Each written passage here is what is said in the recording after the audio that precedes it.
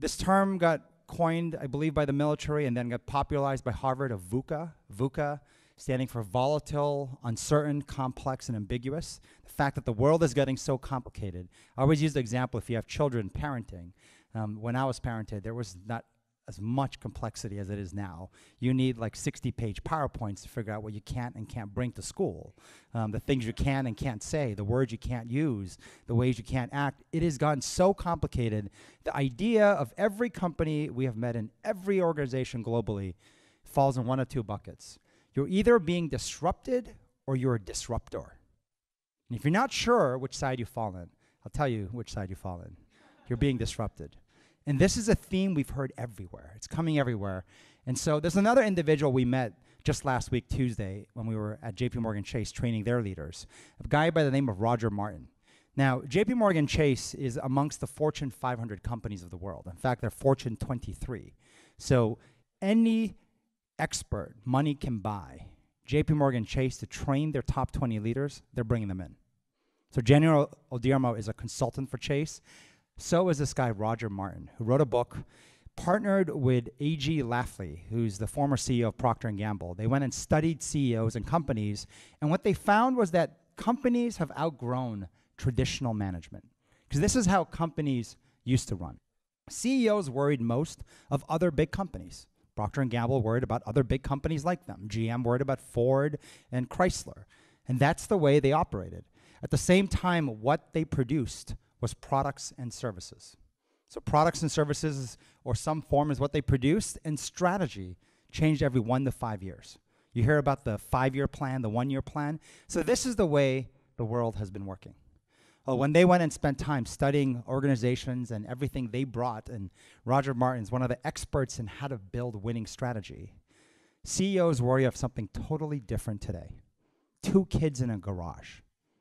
The organization the size of GM worries about 2 kids in a garage simply with their imagination and creativity having the ability to put GM out of business. JP Chase with FinTech is worried sick of who is going to put them out of business, and it's not Citibank. It's not Deutsche Bank or Bank of America. It's actually 2 kids in a garage. What you produce is no longer products and services. Most organizations are producing decisions. You are a decision factory. Langley is a decision factory. This is what you're producing, and the decisions have to be right. There's a real cost if you get it wrong. Strategy, it changes every day.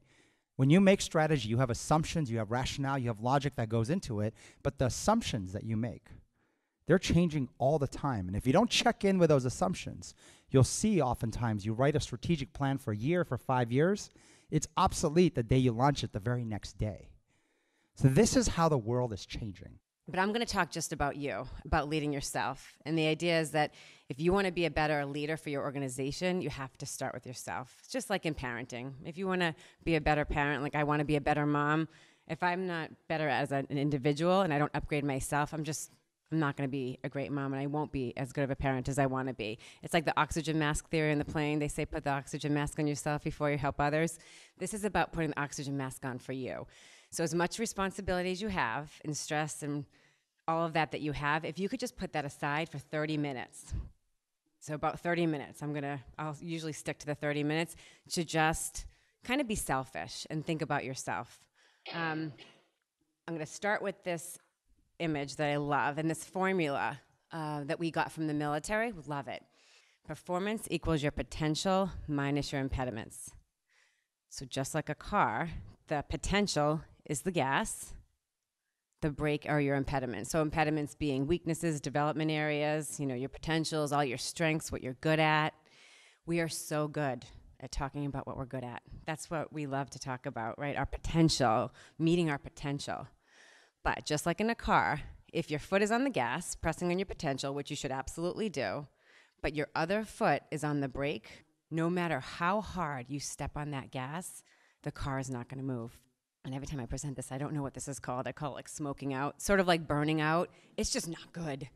It's not good because you just have, you're ruining your car, you're ruining your machine. It's not free. And so we get a lot of criticism for talking about impediments. We spend a lot of time on development areas. And so we do get criticism from that, from the outside.